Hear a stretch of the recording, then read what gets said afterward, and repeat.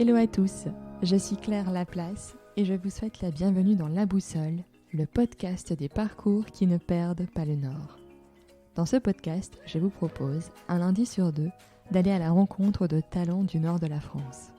Je suis persuadée que le succès et l'engagement se construisent partout et c'est cette conviction que je veux partager avec vous. Je remercie chaleureusement tous les auditeurs du podcast et tout particulièrement ceux qui ont pris le temps de lui attribuer une note 5 étoiles et de laisser un gentil commentaire sur Apple Podcast. Cela m'aide à faire connaître La Boussole et à développer le podcast en le rendant visible. Alors si vous appréciez ce travail, continuez. Je poursuis les rediffusions estivales avec la conversation enregistrée en fin d'année dernière avec Héloïse Grimont-Prey, fondatrice d'Edigrim, marque de manteaux personnalisables, mais pas que. Depuis l'enregistrement de cet épisode, la supérette dont nous parlions avec Héloïse a fermé ses portes, mais surtout, Héloïse a transformé une partie des locaux de l'entreprise textile familiale en showroom pour sa marque. Elle a également lancé Let It Slow, un événement qui fait la part belle aux marques et démarches durables et responsables. Les 2 premières éditions ont eu lieu dans les locaux d'Edigrim à Roubaix et je suis certaine que la démarche d'Héloïse va se poursuivre. Je vous invite à aller faire un tour sur le site d'Edigrim, que ce soit pour choisir un beau manteau pour l'automne et l'hiver ou pour dénicher des pépites dans les articles de prêt-à-porter imaginés par Héloïse. Avec Héloïse, nous avons parlé de consommation responsable, de Marie Kondo, de lancer sa marque, de trouver un équilibre entre son entreprise et sa vie de famille et aussi de tenter de changer le monde. Je ne vous en dévoile pas plus et vous souhaite une excellente écoute de notre conversation.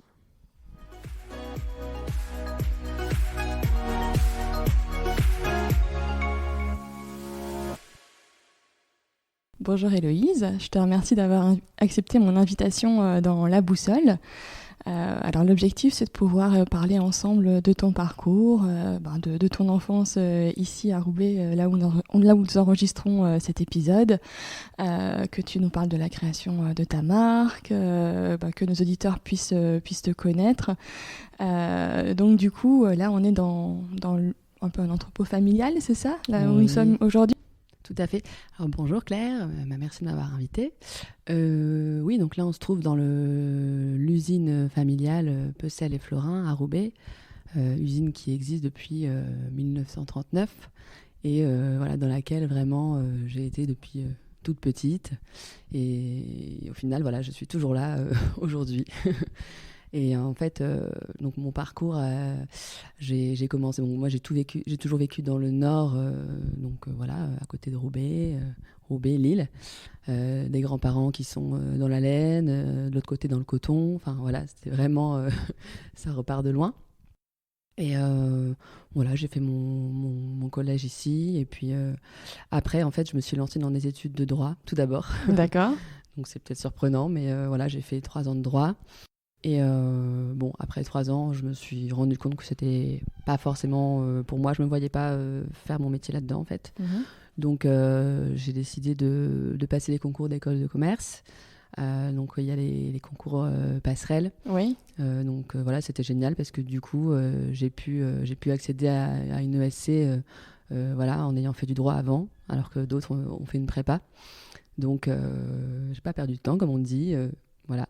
Et donc, j'ai été à l'ESC Bordeaux. D'accord. C'est marrant, on a fait à peu près la même chose. Parce que moi, j'ai fait une hypocagne Cagne, donc prépa littéraire, et une licence d'histoire. Et après, j'ai intégré Schema. Enfin, ça s'appelait encore ESC Lille à l'époque, par les concours passerelles aussi. Ouais, je trouve que c'est génial de pouvoir faire ça au final. Parce que c'est vrai que tu sors du bac, tu sais pas vraiment encore ce que tu veux faire. Et puis après, au fur et à mesure, voilà, t'as des idées qui arrivent. Et voilà, je trouve que l'école de commerce, c'est ce qui me correspondait le plus au final. Voilà, j'ai toujours eu un peu cette envie d'entreprendre, de faire des choses. Voilà, donc l'école m'a appris pas mal de choses. J'étais plus tournée vers le marketing, communication, le commerce. J'ai fait aussi un job étudiant qui m'a pas mal appris et qui m'a pas mal donné l'envie. J'ai travaillé chez Red Bull. D'accord. Donc on était les premières Wings. Okay. C'est dans la mini, donc à faire vraiment c'est quand il a été autorisé en France, on a vraiment fait le lancement de ce produit. Donc du coup, c'est vrai que c'était une aventure assez extraordinaire parce que le produit n'existait pas, qui était, c'est vrai, très controversé. Et toutes les techniques de marketing, etc., sont quand même hyper intéressantes.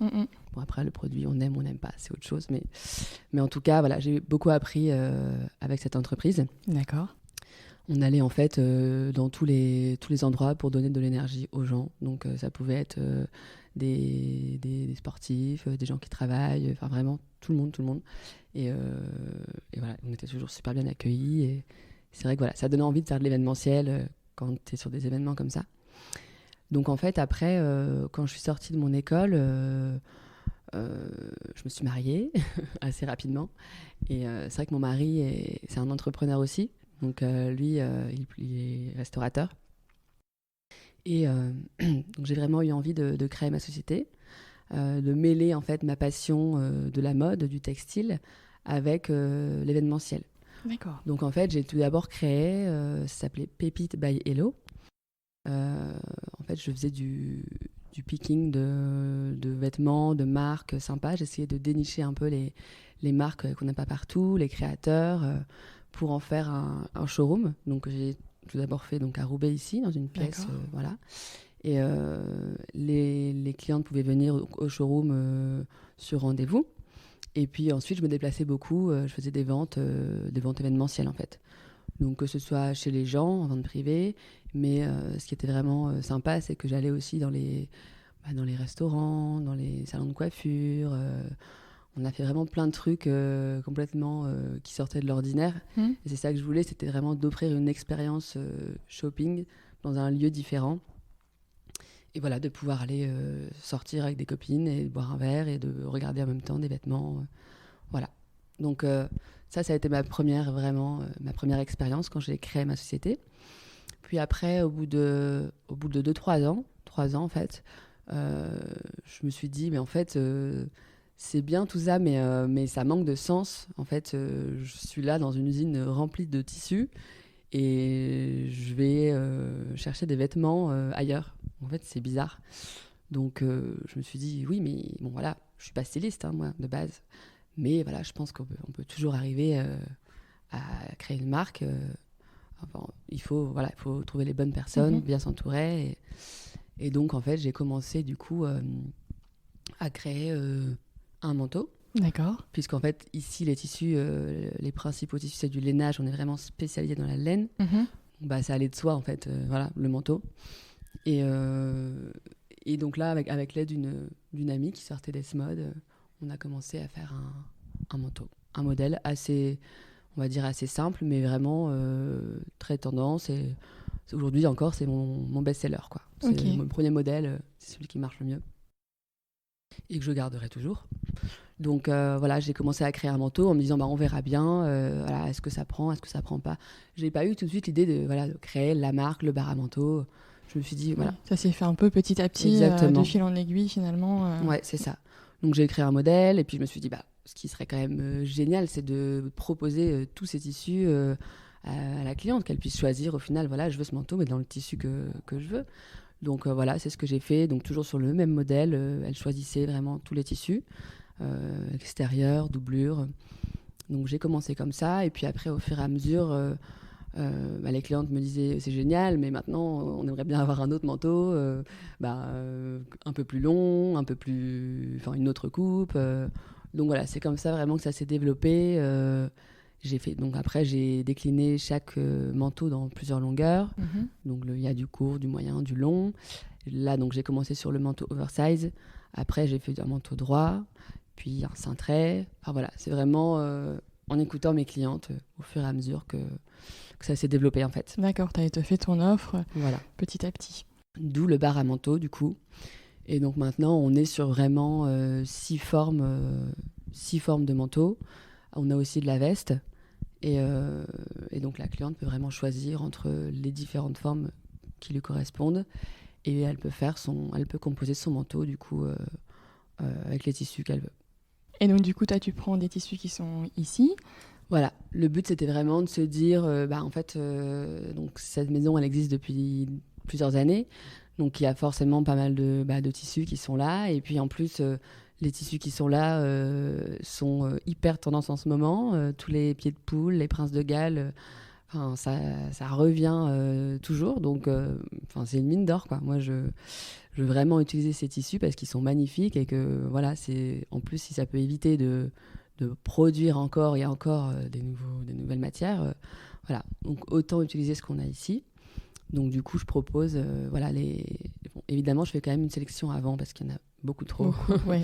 Et puis après, c'est vrai qu'au plus il y en a, au plus on est perdu. Et puis, voilà, donc moi, je fais une sélection donc avec tous les tissus, des draps de laine, des velours de laine, des fantaisies, et puis les doublures aussi. Nous, on double en petit lainage, du coup. D'accord. Et ça permet d'avoir chaud, et au moins, elle se casse pas, la doublure. Et donc, voilà, on peut avoir du coup une doublure sympa aussi à l'intérieur. On a vraiment son manteau, quoi. Et du coup, la fabrication pour ces manteaux-là que tu fais finalement à la demande, elle se fait aussi ici à Roubaix, c'est ouais. ça? Voilà, en fait, donc j'ai choisi de travailler avec un atelier à Roubaix, qui est juste à côté. Donc déjà, parce que c'est hyper pratique, et puis en plus, parce que au final, le savoir-faire, il est là. Roubaix, ça a toujours été une ville, la ville industrielle, textile. Donc moi, je suis vraiment contente de pouvoir remettre Roubaix au cœur de tout ça. Et voilà, j'ai trouvé un super atelier à côté qui travaille très bien. Vraiment des femmes super. Et c'est génial parce que du coup, moi, je passe beaucoup de temps là-bas. Mhm. Et la proximité fait que, du coup, voilà, c'est génial. Je rapporte les tissus, je peux aller gérer toutes les commandes. Comme c'est des commandes personnalisées, c'est vrai que c'est quand même pas très simple pour elles parce que ça change tout le temps, faut pas se tromper. Parfois, il y a toujours des petits détails. On peut choisir aussi sa poche, son bouton. Enfin, il y a toujours un peu des demandes particulières. Donc, du coup, c'est important d'être là, hyper proche de l'atelier, des couturières. Et puis, voilà, on est à Roubaix, donc autant le faire ici. Et du coup, on en parlait un petit peu avant l'émission. Moi, c'est vrai que quand je t'ai connue et que j'ai connu ta marque, c'était via les maisons de mode. Est-ce que pour toi, ça a été une forme d'accélérateur qu'est-ce que le fait d'avoir ce label maison de mode, qu'est-ce que ça a joué pour toi? Qu'est-ce que ça a fait pour ta marque? Oui, alors les maisons de mode, voilà, moi je me suis dit, c'est génial d'avoir ça dans le Nord, un label jeune créateur comme ça qui peut nous aider. Donc au final, pourquoi pas le faire. Et puis en plus, le vestiaire, ça se trouve juste à côté de l'usine, là où je suis. Donc ça aurait été dommage de ne pas le faire. Ça donne une vitrine, en fait. Du coup, j'ai aussi ma boutique atelier au vestiaire. Et ça donne une belle vitrine. Voilà, les gens peuvent nous découvrir là-bas. Il y a pas mal de gens qui passent parce que c'est à côté du musée de la piscine. Donc un très beau musée qui attire beaucoup de monde. Et donc c'est vrai que c'est sympa parce que du coup t'es avec d'autres créateurs, t'es dans une ambiance, voilà, tout le monde est un peu dans le même bateau. Et c'est vrai que Maison de Mode donne pas mal ils nous aident sur pas mal de choses, ils donnent des conseils, voilà, il y a plein de choses qui peuvent rentrer en compte et nous aident sur des salons, des choses comme ça. Et c'est vrai que c'est sympa de pas se sentir tout seul. Et voilà. Il faut vraiment, je trouve que quand on est entrepreneur, c'est sympa de se mettre à plusieurs pour au final partager toutes nos problématiques et puis on peut s'entraider. Et voilà, c'est ce que fait Maison de Mode. Ils ont aussi beaucoup de beaux événements comme les 48 heures Maison de Mode, donc à la gare Saint-Sauveur qu'on a eu là en septembre. Il y a un magnifique défilé en début de saison, donc c'est un peu le défilé qui lance la saison. Là, il s'est passé à l'hôtel de ville de Lille cette année, donc c'était vraiment sympa. Et ils ont le marché des modes qui attire beaucoup de monde avec beaucoup de créateurs au mois de décembre. Donc tout ça fait que voilà, c'est vrai que c'est assez sympa d'être chez Maison de Mode. Et en plus de ça, tu as lancé, je crois, avec plusieurs créateurs, une boutique dans Lille, donc dans le Vieux-Lille, qui s'appelle La Supérette. Ouais, voilà. Donc là, c'est pareil, c'est toujours sur cette même logique d'être à plusieurs pour avoir une autre vitrine pour proposer vos produits, du coup. Voilà, tout à fait. En fait, on avait aussi créé un petit groupe de copains qui avaient leur marque et on se voyait de temps en temps, voilà, pour raconter un peu ce qu'on faisait, ce qui allait moins bien.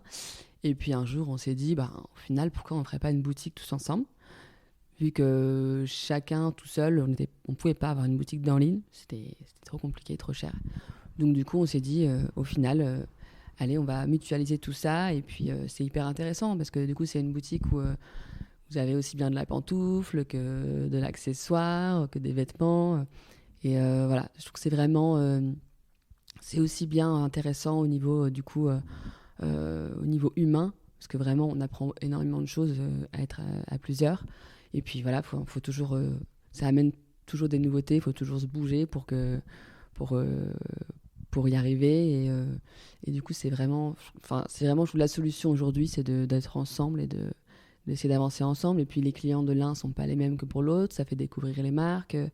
Et voilà, c'est vrai qu'on avance du coup comme ça ensemble. Après, c'est sûr que c'est pas toujours simple non plus, hein, parce que 5 associés dans une petite boutique, voilà. Mais du coup, ça oblige un peu ça force à voir les problématiques autrement, quoi.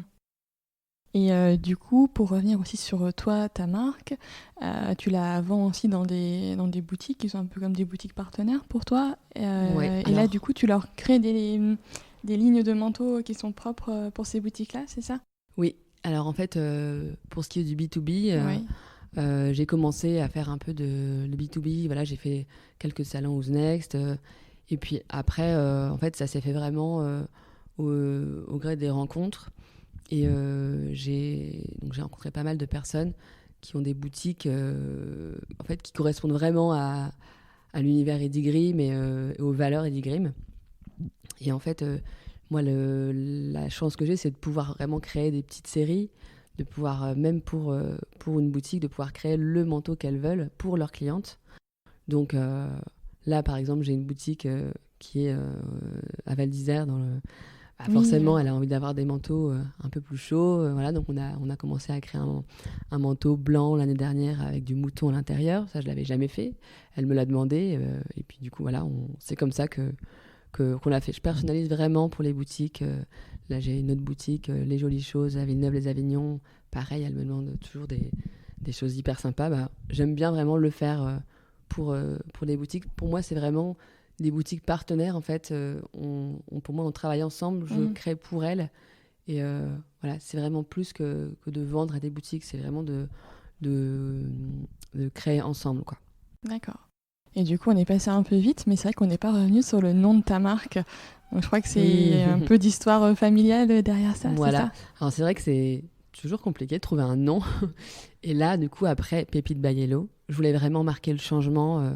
Voilà, pour dire, allez, là maintenant, c'est ma marque, c'est de la création. Donc, c'est complètement autre chose.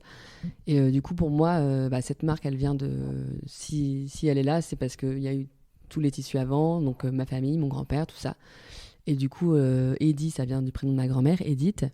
Et Grimm, c'est mon nom d'épouse, enfin Grimm-en-Pré, que j'ai mis, voilà. Parce que du coup, j'associe aussi mon mari là-dedans, qui me soutient beaucoup. Et je trouve ça sympa d'avoir un nom qui englobe tout ça. Et du coup, la fabrication donc on va dire pour les commandes individuelles, elle se fait à Roubaix. Mais je crois que j'avais lu que pour les boutiques, pour assurer en fait une rentabilité économique à la fois pour toi, pour ta marque et en même temps pour les boutiques, tu les faisais, je crois, en Pologne, c'est ça? Tu as trouvé des ateliers Ouais, alors en en fait, Pologne? c'est ça, c'est que évidemment, du coup, alors c'est super de vendre aux boutiques, mais alors la question se pose après, c'est que au niveau des prix, parce que tu dois vendre à ta boutique, qui après, elle doit faire sa marge en plus. Donc là, tu te dis, en fait, je dois augmenter tous mes prix. C'est un peu compliqué. Donc du coup, effectivement, au début, je faisais en Europe, donc en Pologne.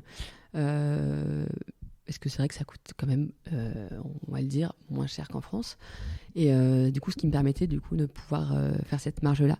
Mais là, pour te dire, depuis cette collection-là, j'ai tout fait en France, D'accord. même pour ces boutiques-là, parce que je trouve que c'est tellement mieux de faire à côté. T'as beaucoup moins de problèmes. T'as pas les problèmes de livraison. Tu sais exactement ce que tu leur envoies comme tissu. S'il y a un problème, tu vas les voir. En fait, tout ça fait que, au final, je trouvais ça beaucoup plus simple. Alors oui, c'est un peu plus cher, mais je pense que ça vaut le coup en fait. Et du coup, voilà, depuis cette saison, j'ai tout fait en France. D'accord. Depuis l'été dernier. Là, pour cet hiver, c'est pareil. Et puis voilà, je suis dans des boutiques qui sont fières aussi d'avoir des créateurs qui font en France. J'ai une boutique aussi au Mans qui s'appelle Lucette. Et voilà, c'est vraiment une boutique éco-responsable. Et aujourd'hui, pour moi, c'est hyper important de travailler avec des gens qui ont envie de faire du Made in France, qui sont contents de se dire, voilà, les manteaux sont faits dans des tissus qui sont des stocks de tissus. Donc voilà, c'est ce qui fait vraiment notre différence. Et, alors oui, aujourd'hui, tu as pas mal de marques qui s'y mettent et qui se disent éco-responsables, donc c'est super, tout cet engouement, etc. Mais il faut vraiment... Enfin voilà, moi, c'est vraiment l'essence de la marque, ça c'est parti de là. Et au final, c'est vraiment des valeurs auxquelles je tiens et qui font la marque, en fait. Oui, donc du coup, toi, tu te retrouves vraiment dans ce mouvement actuel et quelque part, c'est ton ADN, quoi. C'est ça, ouais. Bah, au final, tu te dis, oui, moi, c'est l'ADN de la marque, c'est pour ça que je suis là, c'est pour vraiment essayer de faire continuer cette histoire familiale et tous ces tissus. Et donc, c'est vrai que c'est l'essence même des 10 Grimm. Et puis aujourd'hui, on a plein d'exemples de marques, du coup, qui sont responsables. Et je trouve ça génial de se dire que ça y est, enfin, dans la tête des gens, ça change complètement. Et j'ai plein de modèles de marques comme Patine, Oui. Make My Limonade, tout ça, c'est des exemples pour moi. Et je trouve ça top de se dire que, en fait, on peut être irresponsable et cool à la fois. Oui. Et il y a aussi cette dimension dans Make My Limonade que j'aime bien, c'est que à la base, c'est pas vraiment une marque, c'est surtout les tissus, les patrons. Et au final, nous, là, depuis l'année dernière, comme on s'est dit, voilà, on a tous ces tissus-là, au final, pourquoi ne pas les proposer aussi sur le site ? Donc là, c'est encore une deuxième dimension chez 10 Grimm, c'est que en plus du bar à manteau, du coup, il y a le bar à tissu maintenant. Et ça permet aux gens de pouvoir acheter le tissu au mètre sur le site pour pouvoir faire elles-mêmes leur manteau ou plein d'autres choses, des petits vêtements pour enfants ou pour elles. Donc je m'intéresse aussi vachement à toute cette dimension couture, do it yourself, parce que je pense que c'est l'avenir aussi et que maintenant les gens reviennent à ça et ça fait partie aussi de la nouvelle économie qui arrive. Et je pense qu'on va avoir pas mal de choses là. Oui, c'est sûr. Et du coup, t'avais créé une cape pour Fier comme un Oui, pan. voilà, une cape et une jupe, je crois, exactement. si je me trompe pas. C'est ça, hein ? Ouais. Oui. Donc on a fait une collaboration avec Pierre comme un pan. J'ai trouvé son projet génial. Et du coup, voilà, on a créé une cape et une jupe donc dans nos tissus. Et voilà, le fait de pouvoir recevoir chez toi ton patron coupé à tes mesures, c'est vrai que ça, c'est encore un nouveau modèle qu'on ne connaissait pas. Et enfin, voilà, je trouve qu'il y a vraiment plein de bonnes idées en ce moment qui arrivent. Et puis c'est cool, voilà, de se dire que nos enfants seront dans je pense, un autre monde. Enfin, j'espère, c'est peut-être utopique de dire ça, mais on n'a pas le choix de toute façon. Donc, faut avancer et se dire que voilà, l'avenir est devant. Et toutes ces marques-là, moi, ça me donne vachement d'espoir, quoi. Oui, non, mais c'est sûr qu'on voit que les choses changent, et même, même des grandes marques qui essayent de créer ou de proposer une démarche un peu plus durable. Alors c'est vrai que je trouve que pour des marques plus petites comme la tienne, c'est la base, c'est comme ça que toi tu as fonctionné dès le début en réutilisant ces tissus et tout. Bon, après ces grands groupes-là, ils ont eu... non, mais c'est sûr. C'est pas la même forcément pareil. démarche. C'est vrai qu'en fait, nous, ça nous paraît logique, en fait. Mais eux, voilà, ils ont connu l'essor des grandes chaînes, etc. Donc, en fait, ils ont fonctionné complètement différemment. Et c'est comme, ils ont connu vraiment l'apogée de tout ça. Mais je pense que malheureusement, aujourd'hui, il faut vraiment réfléchir différemment et autrement parce qu'on sent bien qu'on arrive à la fin d'une ère et qu'on est obligé de se bouger, de trouver d'autres solutions pour fonctionner, quoi. Oui, puis pour essayer d'économiser un peu les ressources, protéger la planète, c'est que ce soit dans notre consommation, on va dire courante, l'alimentation par exemple. Bien sûr. Et puis après réfléchir un peu différemment sur comment on achète des vêtements. Moi je vois perso, quand j'étais étudiante, donc quand j'ai commencé à bosser, clairement tu vas chez Zara, chez H&M, c'est t'achètes clair. plein de trucs et puis en fait après tu rentres chez toi, puis tu vois tous ces trucs là qui te vont à Des moitié, montagnes, ouais voilà, et puis tu fais 3 lavages, le truc il est tout moche, tu veux plus, c'est immétable. Et en fait moi je me rends compte en gros depuis 2016, la naissance de mon fils, et ben, j'ai complètement changé ma façon de consommer. En achetant tu vois, des marques comme Patine, en regardant, en me disant voilà c'est quoi l'impact de ce que j'achète. C'est top. Et voilà, mais je vois autour de moi de plus en plus de personnes, c'est vraiment important quoi, et quelque part aussi d'être en contact des fois direct avec un créateur. Ça change complètement ton rapport aux vêtements. Non, mais c'est clair. Du coup, c'est vrai que moi, je suis entourée de créateurs tout le temps. Et c'est vrai que je me dis, mais en fait, moi, je ne veux plus... si je peux m'habiller que dans ces marques-là, alors oui, forcément, c'est un petit peu plus cher. Mais au final, comme tu disais, si c'est pour garder des vêtements beaucoup plus longtemps et qu'ils restent nickel, ça vaut carrément le coup. Et du coup, voilà, quand moi, je suis dans tous les marchés créateurs, etc., je me dis, mais même pour des cadeaux... c'est tellement plus beau, je trouve, de faire un cadeau de créateur. Je trouve que ça fait beaucoup plus plaisir et puis tu fais plaisir au créateur. Enfin, c'est toute une histoire en fait que tu offres et que tu vends. Enfin, c'est tellement plus que l'objet en lui-même. C'est l'histoire, quoi. Oui, tout à fait. Et du coup, tu me disais, tu es maman, tu as 2 enfants, ton mari qui est aussi entrepreneur. Comment vous gérez à 2 votre quotidien ? Alors, c'est vrai que le quotidien n'est pas simple. Non, c'est journée marathon, parce que c'est vrai que mon mari, donc il est restaurateur, donc il part super tôt le matin. Oui. Et donc après, je gère un petit peu tout, quoi. Je gère les enfants, donc je les conduis à l'école. Après, voilà, c'est sûr que quand tu es entrepreneur et maman, pour moi, tu peux pas... dans ta tête, tu as toujours tes enfants quelque part, forcément, et tu as beau avoir une journée de fou, tu as toujours ton horloge où tu te dis, oula, là, il va falloir aller chercher, machin. Il y a toujours un moment où il y en a un qui est malade. Et donc, c'est ça, ma vie de tous les jours, c'est vraiment ce que j'essaye de faire, c'est de gérer un peu les deux en même temps. Enfin, moi, mon rêve, c'est vraiment de réussir à faire ma vie en fonction de mon travail et mes enfants. Voilà, forcément, c'est difficile de se dire, voilà, aujourd'hui, je suis maman et je suis aussi entrepreneur. Et voilà, il faut vraiment réussir à allier les deux, quoi. Et c'est mon but aujourd'hui, c'est de me dire, allez, on peut le faire, on peut avoir sa marque et on peut aussi s'occuper de ses enfants. Voilà. D'accord. Ouais, parce que je vois, genre, hier ou avant-hier, tu étais sur Paris. Donc, voilà, tu bouges aussi pas mal. Là, je bouge pas mal. Et là, pour le coup, c'est vrai que j'étais à Paris. Donc, c'est de l'organisation en amont. Heureusement que j'ai mes parents qui sont là aussi. C'est vraiment toute une organisation. Et alors, hier, j'étais à Paris. Et puis, j'ai vu Carole Tolila chez France Télévisions. Et puis, en fait, c'était pas prévu. Elle m'a emmenée sur le plateau et tout. Enfin, c'était génial. Mais du coup... au fond de moi, j'étais là. Oh là, il faut absolument que je m'organise. Je ne serais pas rentrée à temps et tout. Mais du coup, c'est plein d'imprévus comme ça tout le temps. Mais c'est ce que j'aime aussi dans ce métier-là, c'est que on s'ennuie jamais. C'est hyper excitant. On a plein d'avantages. On est, on va dire, libre entre guillemets. Mais à côté de ça, il faut tout gérer, quoi.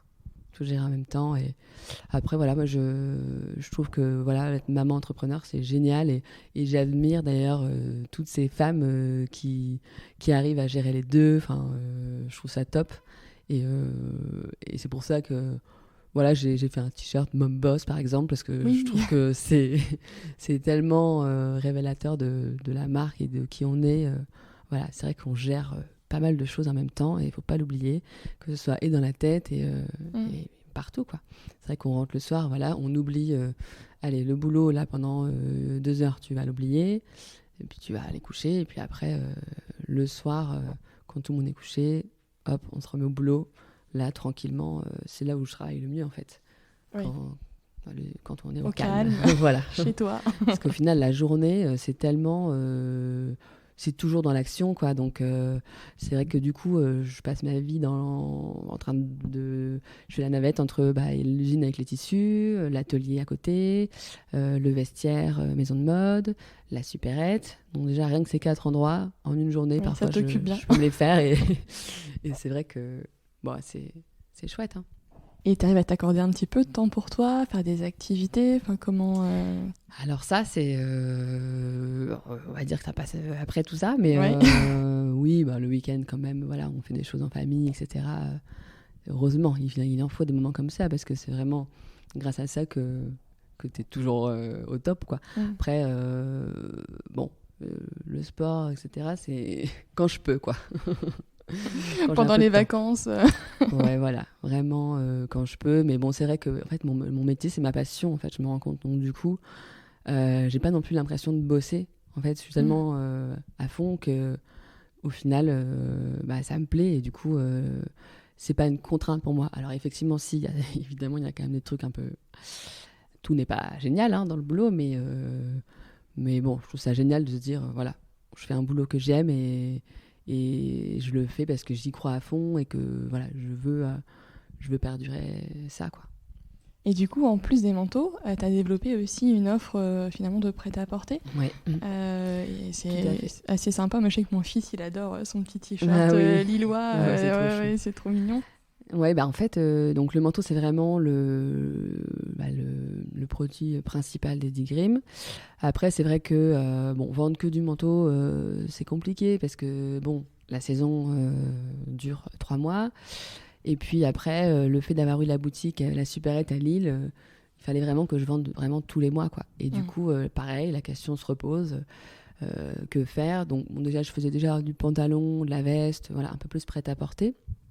Et puis, il me fallait aussi des produits qui soient plus d'entrée de gamme. Parce que vendre que du manteau, c'est pas simple non plus. Il y a aussi des gens qui aimeraient porter du Eddie Grimm, mais au final, qui peuvent pas forcément se faire un manteau tout de suite. Donc, je me suis dit, allez, au final, t-shirt, sweat, c'est quand même sympa. Je trouve que ça ressemble quand même au style Eddie Grimm. J'ai cherché des messages... des messages lillois, vraiment qui ressemblaient à la marque, quoi. Au final, Eddie Grimm, c'est quoi? Je suis une marque lilloise. Donc voilà, j'ai lancé une petite ligne de sweats et de t-shirts en coton bio. Et c'est vrai que du coup, c'est sympa parce que ça apporte des nouveautés dans la collection. En fait, c'est quand même...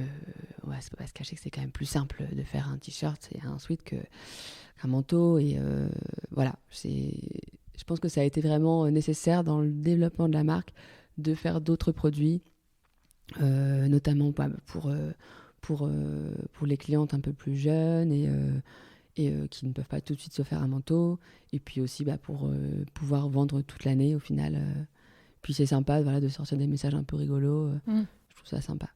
Et du coup, tu fais aussi un peu des préventes sur certains modèles. Par exemple, j'avais vu ça sur des pantalons, etc., où tu proposes un prix un petit peu plus attractif pour avoir, du coup, toi, quelque part, un volume de précommande. Exactement. En fait, c'est vrai que au final, tu te dis autant faire des préventes. Comme ça, les gens, ils peuvent précommander donc un modèle en avance. Donc au final, toi, tu as beaucoup moins de risques à prendre parce que moi, ma bête noire, c'est le stock, quoi. Enfin, comme tous les créateurs, c'est ce qui nous plombe. Et puis, c'est surtout tellement dommage de produire sans savoir exactement ce que tu vas vendre. Et puis après, toi, tu te retrouves avec ton stock. Et puis pour la planète, c'est pas génial non plus. Donc au final, c'est vrai que le top, c'est quand même la précommande, quoi. La personne, elle est contente d'acheter moins cher. Nous, on est content parce qu'on sait qu'on va le vendre. Au final, tout le monde est content, quoi. Pour moi, c'est une des solutions. Produire à la commande, ça devrait être la solution pour tout le monde. Voilà, c'est éviter cette surconsommation tout le temps. Voilà, aujourd'hui, c'est vraiment ça. C'est essayer de gâcher le moins possible, quoi. Ouais, et puis même pour une jeune entreprise comme la tienne, un stock, ça coûte cher. Donc financièrement, c'est quand même plus intéressant d'essayer de le limiter au maximum. C'est clair. Le stock, c'est vraiment ce qui... Après, quand tu as ton stock, tu es obligé de le solder au rabais. Au final, tu te retrouves à vendre un produit, tu es à peine rentable. Enfin, c'est hyper compliqué, quoi. Ouais. Donc, c'est vrai que le mieux, c'est quand même à la commande, quoi. Et surtout que là, sachant que moi, je fais mes productions à Roubaix, c'est le délai est quand même très court, en général 15 jours, 3 semaines. Donc c'est quand même top, quoi. C'est le même délai, je crois, pour les manteaux, c'est 20 voilà. jours, je crois, c'est ça. Donc c'est hyper entre 15 court jours et 3 aussi. semaines. Et du coup, tes clientes, elles sont de partout. Enfin, je veux dire, c'est beaucoup France ou même au-delà. Enfin, Alors, oui, j'ai des clientes en France, un peu partout. Et oui, effectivement, à l'étranger aussi. J'ai même vendu en Corée du Sud. D'accord. C'est vrai que c'est marrant de se dire, la petite marque lilloise. Qui se retrouvent qui tout là-bas. Ouais. Mais après, voilà, c'est vrai que les gens, quand ils sont ici dans le Nord, ils aiment bien venir me voir à Roubaix ou à la Supérette. Parce que voilà, ils peuvent toucher les tissus, ils peuvent essayer les formes. Après, quand c'est ailleurs en France, j'essaye d'être là pour les conseiller, parce que c'est vrai que je sais que c'est pas simple de s'imaginer le manteau, comment il va être. Oui. C'est vrai que c'est un peu c'est le grand saut, quoi. Tu commandes un manteau, tu te dis, allez. Mais au final, on n'est jamais déçu. Oui, tu as pu des super bons retours sur la qualité des vêtements. Parce que je te disais, moi, ma maman, je crois que le sien, elle l'a acheté en 2016 ou un truc comme ça. Elle est toujours contente, ça va. Ouais, elle le met tout le temps. C'est sympa. C'est ce qui fait plaisir, c'est qu'au final, tu fais tout ça. C'est sûr que c'est beaucoup de contraintes aussi, mais voilà, les gens ils sont contents et c'est vraiment la seule chose c'est notre seul objectif, quoi. On travaille donc avec des tissus de qualité, on travaille avec des façonniers de qualité. Donc au final, il n'y a pas de raison que le produit soit. Enfin voilà, le but vraiment c'est de faire plaisir aux clients, d'avoir un prix juste, parce que voilà, on calcule nos prix en fonction de ce que ça nous coûte, etc. Et je pense pas être trop cher par rapport au marché pour un manteau unique en fait que tu as vraiment fait pour toi. Et enfin voilà, c'est génial de te dire c'est mon manteau, je suis la seule à l'avoir, à le porter. Et puis voilà, tu le gardes des années, quoi. Maintenant j'ai des clientes qui reviennent 3-4 ans après, qui s'en refont un autre parce qu'elles savent vraiment que ça va durer dans le temps. Oui, parce que c'est vrai que moi je trouve que tes prix sont pas du tout excessifs. Enfin, tu vois, par rapport à la qualité, le fini, enfin voilà, c'est. Ouais, c'est pas. parce que j'ai une marge normale en fait. Hein. Ouais. C'est juste ça. Ça coûte pas non plus beaucoup plus cher, mais malheureusement, il y en a qui se font des marges x10, donc forcément, moi c'est pas le but, quoi. C'est vraiment de faire un prix juste, quoi, pour un beau produit. Et du coup, qu'est-ce que tu vois comme prochaines étapes pour Eddie Grimm? C'est quoi je sais pas, vers quoi tu te projettes? Là, c'est vrai que cette année, en fait, j'ai fait beaucoup de choses très rapidement, donc avec la supérette, avec le vestiaire, etc. Là, j'aimerais vraiment développer sur le site internet, développer ce bar à tissus. Voilà, qu'on connaisse aussi Eddie Grimm pour ses tissus. Là, c'est super parce que j'ai eu la créatrice des patrons, Apolline Patterns, qui m'a commandé du tissu et qui m'a fait un super beau manteau dans un de ses nouveaux patrons. Et c'est vrai que ce genre de personne-là fait connaître du coup Eddie Grimm sous un autre angle pour toutes ces femmes qui cousent et qui ont envie de coudre leur garde-robe. Et du coup, voilà, je trouve que ça fait connaître Eddie Grimm sous un autre aspect. Et aujourd'hui, c'est vraiment ce côté-là que j'ai envie de développer aussi à fond. Donc tout le côté couture, do it yourself, parce qu'aujourd'hui on me connaît plus en tant que créatrice, mais voilà, j'aimerais vraiment développer ce côté-là. Puis après voilà, toujours essayer de trouver des jolies boutiques vraiment qui correspondent aux valeurs de la marque. Et puis on verra. Souvent les opportunités arrivent et puis voilà, c'est ça que j'aime bien, c'est qu'on ne sait jamais trop de quoi demain est fait. Parce que du coup, j'avais vu que maintenant, tu es chez Soi à Paris, c'est ça? Oui, voilà, par exemple, boutique. Un exemple, elles m'ont contactée là en début d'année. J'étais super contente parce que c'est une marque que je suis depuis longtemps et que j'aime beaucoup. Et voilà, c'est 2 sœurs créatrices qui font des imprimés sur de la soie magnifiques et qui en font donc des vêtements, chemises, blouses, robes, etc. Et donc vraiment, elles ont un peu les mêmes valeurs, sauf qu'elles, c'est sur la soie, voilà. C'est au niveau des matières, on est complètement complémentaires. Et elles ont une très jolie boutique rue Vieille du Temple. Et du coup, elles m'ont proposé, je ne savais pas qu'elles vendaient d'autres créateurs, mais apparemment, en plus de leur marque, elles accueillent quelques créateurs. Et du coup, elles m'ont proposé de mettre mes manteaux. Donc j'étais ravie. Et du coup, voilà, j'y suis allée on a fait notre soirée mercredi soir pour présenter un petit peu à tout le monde. Et puis voilà, c'est super de se dire que des marques comme ça peuvent se retrouver, être complémentaires. Et on peut faire vraiment des belles choses ensemble, quoi. Et du coup, parce que le temps passe, mine de rien. Ouais, ça passe vite. Et est-ce que j'ai quelques petites questions rituelles que j'aime bien poser. Déjà, savoir, t'as pas forcément une journée type, mais en gros, est-ce que t'as des moments dans ta journée, je sais pas, le matin, le soir, qui bougent pas ou qui sont des moments dont toi, t'as vraiment besoin dans ta journée? Alors, c'est vrai que le matin, donc déjà, c'est la course pour aller conduire les enfants, donc l'école, la nounou, hop. Et après, c'est vrai que j'aime bien, je repasse chez moi pour prendre mon thé tranquillement. Et voilà, être au calme et commencer un peu à regarder les réseaux, mes mails, etc. Parce qu'après, je vais tout de suite aller, comme je disais, ça va être l'atelier, la boutique. Donc, je vais pas mal bouger. Et le vestiaire aussi. Et puis, en fin de journée, en fait, voilà, quand tout le monde est couché, pouvoir me replonger dedans et essayer de gérer un peu tout ça, quoi. Et est-ce que tu aurais, je sais pas, un livre, un film, soit un livre que tu aurais pu offrir ou qu'on t'a offert, que tu as aimé lire, ou un film que vraiment, qui a changé quelque chose pour toi? Est-ce que tu aurais ça à partager? C'est marrant parce que du coup, tout à l'heure, on a parlé de quelque chose et ça m'a fait penser à ça. Alors bon, c'est un livre un peu particulier, mais ma sœur me l'a offert cet été. Oui. Et ça a changé ma vie. En fait, c'est le livre de Marie Kondo. Ah oui, oui, je me rappelle, j'avais vu tes stories. Ouais, voilà. Donc bon, c'est en fait, je trouve que quand tu lis ce genre de choses, tu vois ta vie différemment, quoi, c'est clair. Et en fait, ça va tellement bien avec tout ce qu'on a dit. Quand tu vois ta montagne de vêtements et que tu te dis, mais c'est pas possible, en fait. Là, ça m'a fait un électrochoc en me disant, là, c'est fini, quoi. Il faut consommer différemment. Même si déjà avant, oui, je me le disais. Mais en fait, là, ça te donne vraiment, ça te le met devant les yeux, quoi. Enfin, et donc voilà, de changer complètement ton organisation, voilà, tu mets tous tes vêtements au milieu, tu fais un tas, et puis bon, alors je sais, parfois c'est un peu drôle, mais tu dois prendre chaque vêtement dans tes mains et te dire, est-ce qu'il me procure vraiment du plaisir?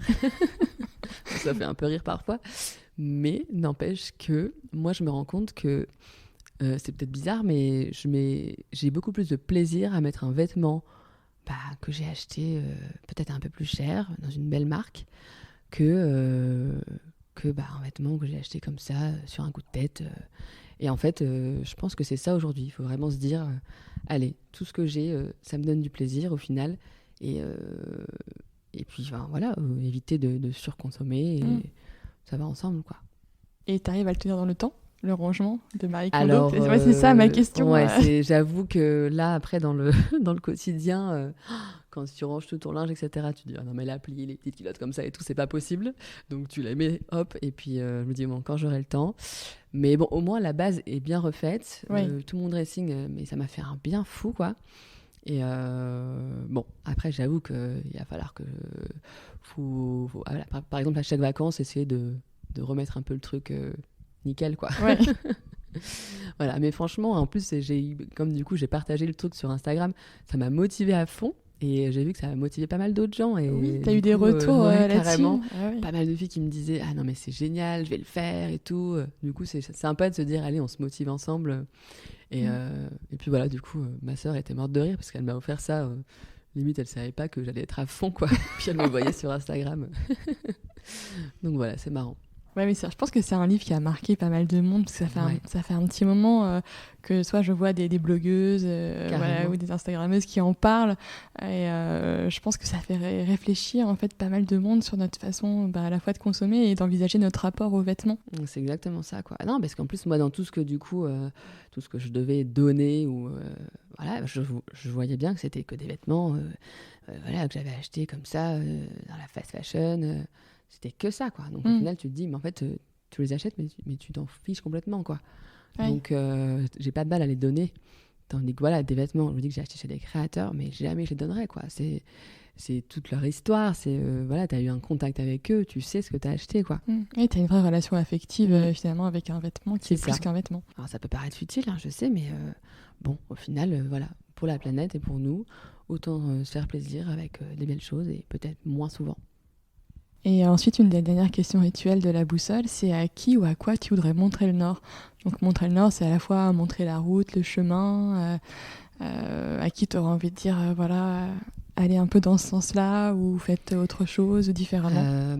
Moi, forcément, je m'identifie un peu à toutes les femmes qui veulent entreprendre. Et aujourd'hui, je trouve que c'est quand même bien de se motiver tous ensemble et d'être tout ensemble. Et bon, je suis pas forcément féministe, mais quand même un petit peu, par la force des choses. Et du coup, toutes les mêmes preneuses, comme on dit, voilà, on est à fond, tout ensemble. On y croit. C'est important. On lâche rien. Et tu connais les Mam Café ?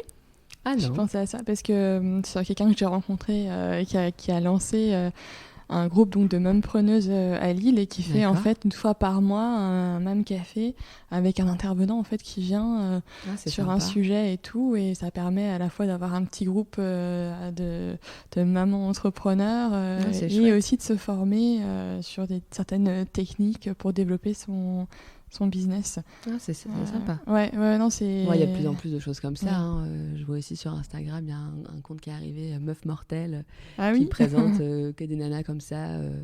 Voilà, je trouve qu'aujourd'hui, il y a plein de femmes qui font des trucs top et voilà, faut les mettre en avant, quoi. Mais d'ailleurs, c'est ce que tu fais, donc c'est sympa. C'est chouette. Pas que les femmes, hein, mais... Non, mais je pense que c'est important aussi de valoriser ce que font les femmes, enfin celles qui aussi entreprennent, qui, comme toi, mènent à la fois une vie d'entrepreneur, une vie de maman.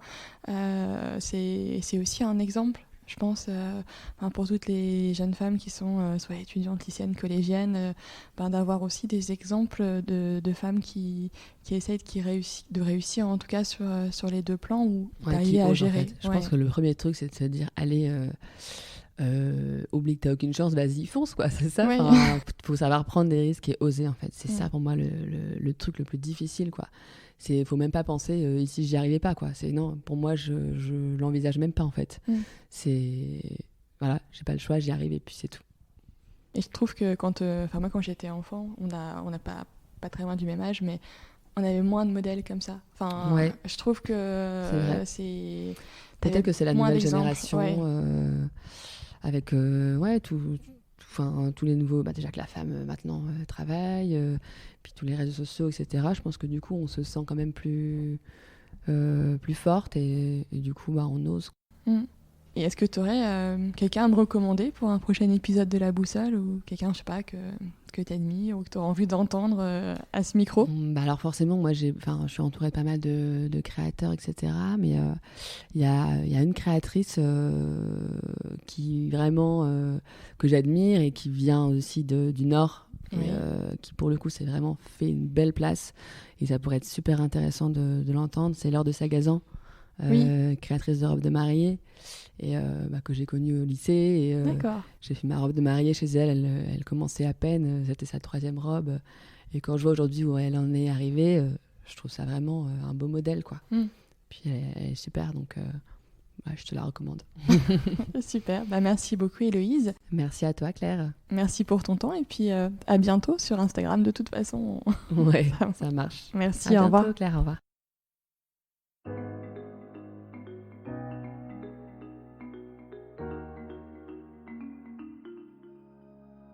J'espère que cet épisode vous a plu. Vous retrouverez dans les notes de l'épisode les ouvrages et les initiatives évoquées pendant notre conversation. Si vous souhaitez me contacter ou échanger sur le podcast, n'hésitez pas à m'envoyer un mail à laboussolepodcast, tout en minuscules, tout attaché, @gmail.com. Je vous remercie et vous donne rendez-vous dans 15 jours pour un nouvel épisode de La Boussole.